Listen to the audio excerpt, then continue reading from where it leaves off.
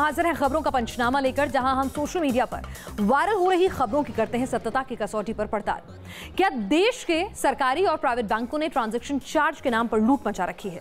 क्या बैंक अपने ग्राहकों से नाजायज वसूली कर रहा है? कुछ ऐसा ही दावा सोशल मीडिया पर इन दिनों खूब वायरल हो रहा है। मैसेज में यह दावा किया जा रहा है, लेकिन इस दावे की हकीकत क्या है? न्यूज नेशन ने जब इसकी पड़ताल की तो क्या पाया, आप देखिए इस रिपोर्ट में। क्या सरकार कैश ट्रांजैक्शन के नाम पर जनता को लूट रही है? ट्रांजैक्शन चार्ज के नाम पर वसूली का खेल। बैंक से अपना ही पैसा निकालना पड़ेगा जेब पर भारी। क्या बदल गए हैं बैंकों में लेन देन के नियम? नोटबंदी के बाद क्या बैंकों ने आम आदमी को दिया है बड़ा झटका? ये सवाल वो मैसेज उठा रहा है जो शायद आपने भी व्हाट्सएप पर पढ़ा होगा। ये सवाल हर उस शख्स से जुड़े हैं जो बैंकों के जरिए लेन देन करते हैं, एटीएम का इस्तेमाल करते हैं, ऑनलाइन ट्रांजैक्शन करते हैं। वायरल मैसेज में किए गए दावे के मुताबिक एसबीआई ने लूट शुरू कर दी है। आपके सेविंग बैंक खाते से साल में 40 बार लेन देन से ज्यादा ट्रांजैक्शन होता है तो 41वें लेन देन से हर बार आपके बैंक खाते से 57 रुपए 50 पैसे कटेंगे। लेन देन चेक से हो, कार्ड से, सब पर लागू होगा।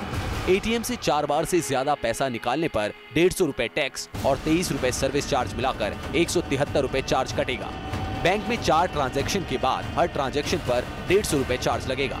सोशल मीडिया पर घूमते इस मैसेज पर जब हमारी नजर पड़ी तो हमने इसकी पड़ताल का फैसला किया।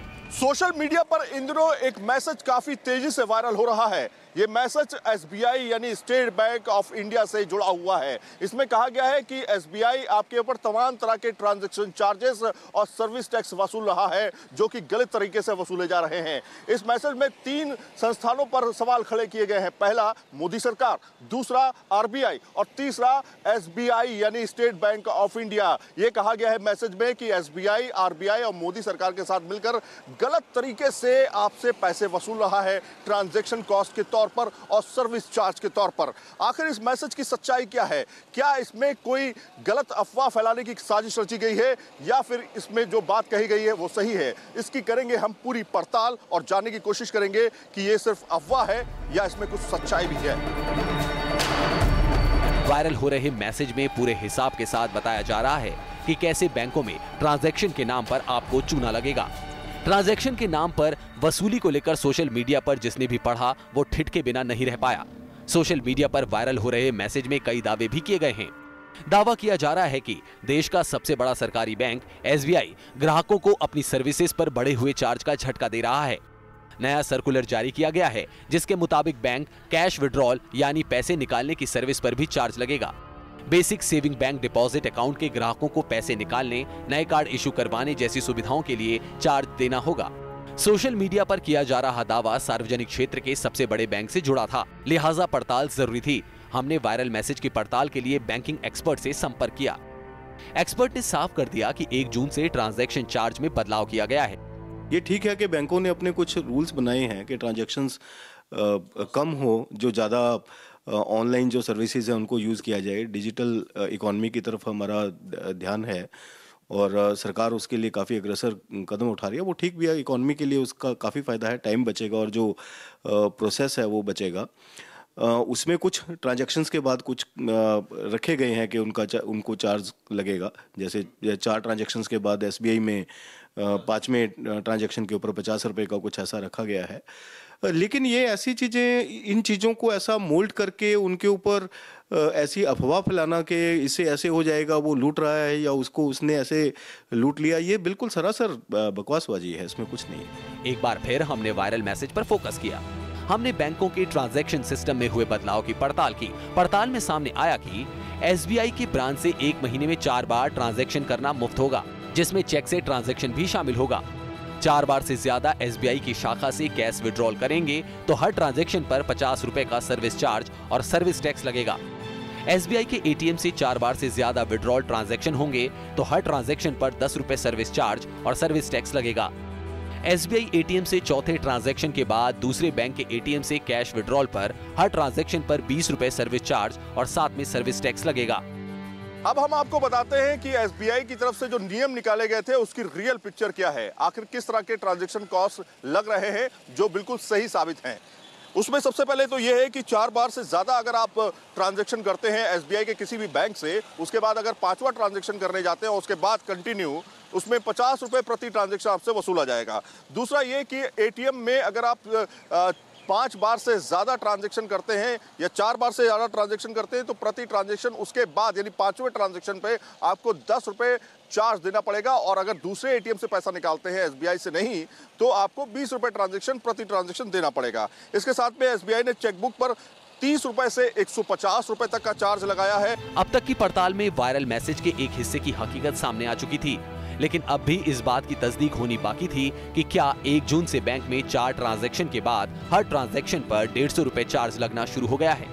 हमारी पड़ताल में सामने आया कि एचडीएफसी बैंक ने 1 मई से ही नया ट्रांजैक्शन चार्ज लगाना शुरू कर दिया है। मतलब 1 जून से एचडीएफसी बैंक से 4 ट्रांजैक्शन के बाद हर ट्रांजैक्शन पर 150 रुपए चार्ज लगना शुरू हो गया है। 150 रुपए की जो बात कही गई है इसमें वो एचडीएफसी में लागू होता है। एचडीएफसी जो है वो 4 ट्रांजैक्शन यानी बैंकिंग ट्रांजैक्शन के बाद 150 रुपए प्रति ट्रांजैक्शन आपसे वसूलता है और ये नियम लागू भी हो चुका है। हमारी पड़ताल में ये भी सामने आया कि 1 जून से एसबीआई ने पुराने और कटे फटे नोट बदलने पर भी सर्विस चार्ज वसूली शुरू कर दी है। मतलब एसबीआई 20 से ज्यादा या 5000 रुपए से ज्यादा कटे फटे नोट बदलवाने पर पूरे नोटों पर अब 2 से लेकर 5 रुपए तक चार्ज प्लस सर्विस टैक्स वसूल रहा है। न्यूज नेशन की पड़ताल में साफ हो गया कि वायरल मैसेज में किए जा रहे दावे गलत हैं।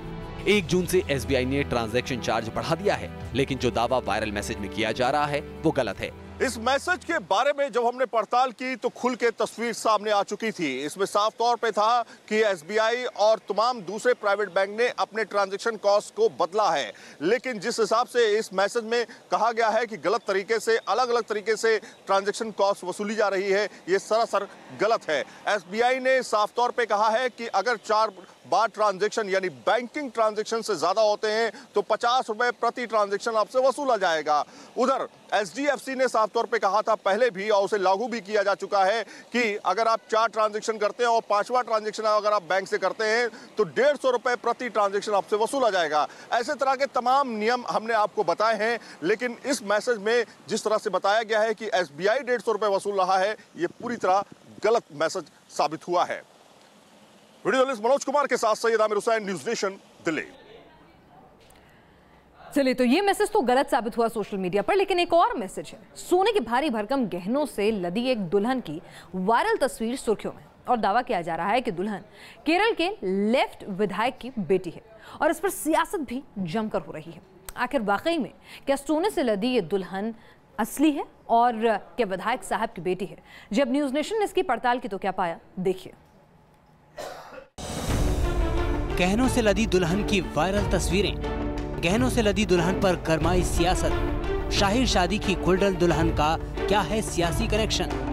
सोशल मीडिया पर इन दिनों शादी की ये तस्वीरें वायरल हो रही हैं। शादी की तस्वीरों में दिखाई दे रहा है कि दुल्हन ने बहुत सारी ज्वेलरी पहन रखी है। दावा किया जा रहा है कि दुल्हन केरल के एक वामपंथी विधायक की बेटी है। वायरल मैसेज में किए जा रहे दावों की वजह से ये तस्वीरें इन दिनों सुर्खियां बटोर रही हैं। ये चर्चा का विषय बन गई है। सोशल मीडिया में कहा जा रहा है कि यूं तो वामपंथी नेता सादगी की बातें करते हैं, लेकिन उसके उलट वामपंथी विधायक की बेटी की शादी में जमकर दिखावा हुआ। दक्षिण भारत में आलीशान शादियों का क्रेज है। नोटबंदी जैसे हालात के बीच कर्नाटक के पूर्व मंत्री जनार्दन रेड्डी की बेटी की शाही शादी भी खूब चर्चा का विषय रही थी। इस शादी में उन्होंने करोड़ों रुपए खर्च किए थे, लेकिन इस वायरल मैसेज में शाही शादी का कनेक्शन केरल के वामपंथी विधायक से जुड़ रहा था। तस्वीरें सामने आने के बाद पार्टी पर दोहरे मापदंड के आरोप लगाते हुए सवाल भी उठ रहे थे। केरल में शादियों के लिए ग्रीन प्रोटोकॉल लागू करने की तैयारी हो रही है। शादियों में बेतहाशा खर्च रोकने के लिए नया कानून बनाने की मांग हो रही है। ऐसे राज्य के एक जनप्रतिनिधि से जुड़े इन दावों की क्या हकीकत है? एक तरफ लेफ्ट के नेता आडंबरपूर्ण शादियों का विरोध कर रहे हैं, वहीं उनकी ही पार्टी के एक विधायक की बेटी अपनी शादी में सोने के भारी भरकम जेवरों से लदी हुई कैसे देखी गई? वायरल तस्वीरों का सच जानने के लिए हमने पड़ताल शुरू की, लिहाजा हमारी टीम ने इंटरनेट से लेकर मीडिया रिपोर्ट्स को खंगाला तो सच सामने आ गया। हमारी तफ्तीश में सामने आया कि दुल्हन सीपीआई विधायक गीता गोपी की बेटी है। केरला के सीपीआई महिला विधायक गीता गोपी की बेटी की शादी आजकल फेसबुक और ट्विटर में बहुत वायरल हो चुके हैं।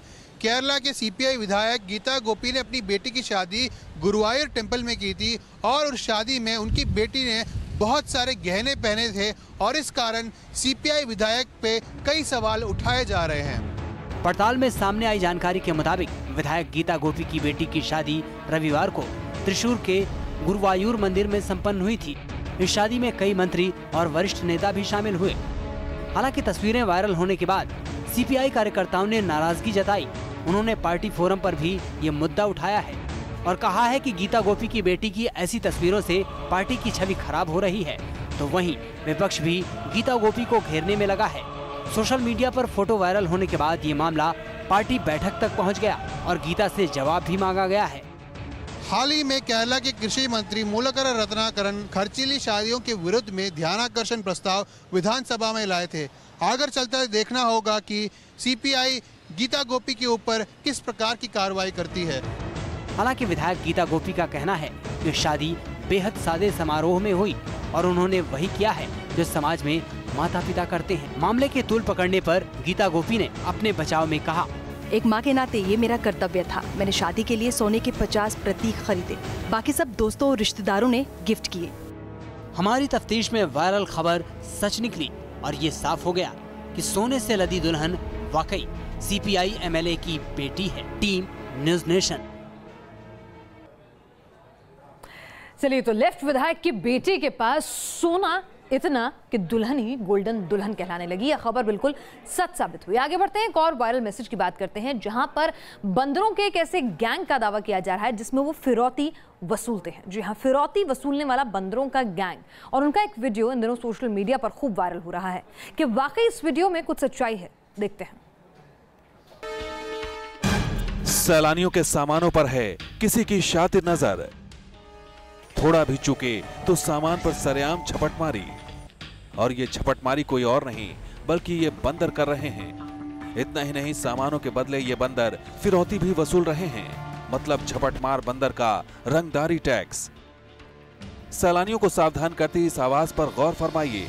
Attention to the visitors, please be careful in bringing sunglasses, hats, jewelry and other valuables that can be taken by the monkey. इसके जरिए सैलानियों को बंदरों से अलर्ट करने की कोशिश की जा रही है।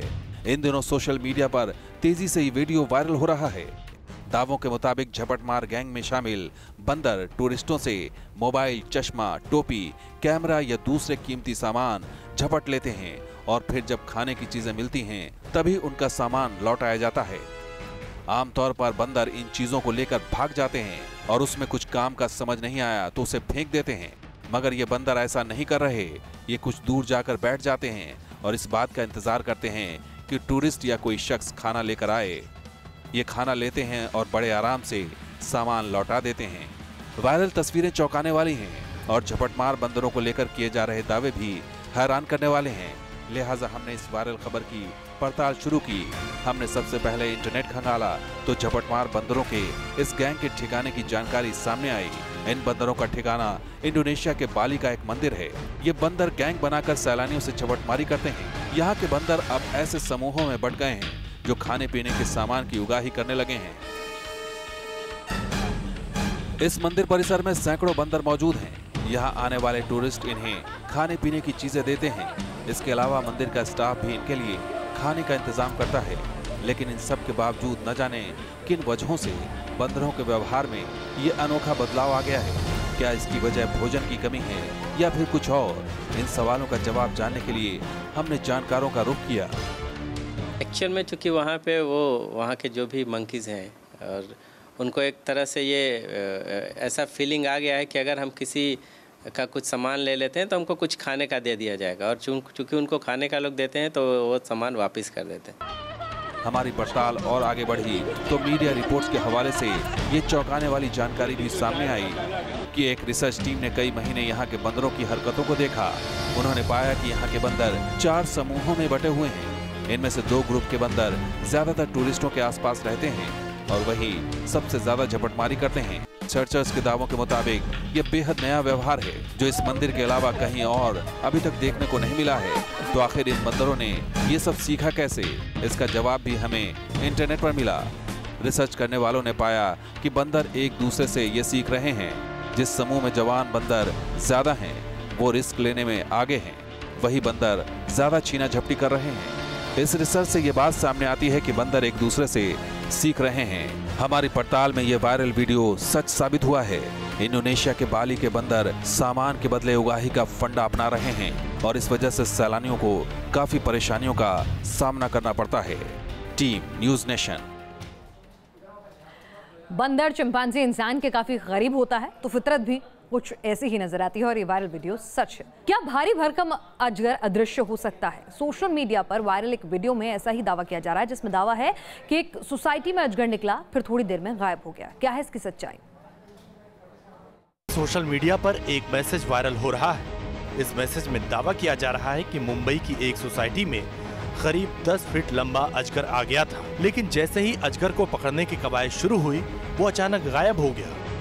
दावा किया जा रहा है कि खतरे को भांपते हुए अजगर अदृश्य हो गया। अजगर के अदृश्य होने की सरगर्म खबर जब हमारे पास पहुंची तो हमने इसकी पड़ताल का फैसला किया। सोशल मीडिया पर एक वीडियो वायरल हो रहा है जिसमें एक अजगर ड्रेनेज पाइप पर चढ़ता हुआ नजर आ रहा है और दावा किया जा रहा है वीडियो के साथ कि दरअसल यह वीडियो मुंबई का है और जब सोसाइटी में इस अजगर को देखा गया, इस पाइथन को देखा गया, उसके बाद फायर ब्रिगेड ऑफिसर्स को बुलाया गया, लेकिन फायर ब्रिगेड ऑफिसर्स के आने के पहले यह पाइथन जो था वो गायब हो गया। आज हम इस वीडियो का, इस वायरल वीडियो की पड़ताल करेंगे। इन तस्वीरों को देखकर ये पता लगाना आसान नहीं था कि ये तस्वीरें किस सोसाइटी की हैं, लेकिन न्यूज़ नेशन की टीम काफ़ी कोशिशों के बाद आखिरकार उस सोसाइटी तक पहुंच गई जहां ये अजगर निकला था। हमारी पड़ताल में ये सामने आया कि ये तस्वीरें मुंबई के कांदीवली में मौजूद ठाकुर कॉम्प्लेक्स के गोकुल गार्डन सोसाइटी की हैं, जहां 5 जून को अजगर सामने आया था। फिर वो लोग आए सर्प मित्र वाले, तो गटर को जो है फिर उसको बोले कि भाई कुछ लाओ तोड़ने के लिए। फिर हथौड़े वगैरह मंगाया गया सोसाइटी से, फिर तोड़ करके वो निकाल करके लेके गए।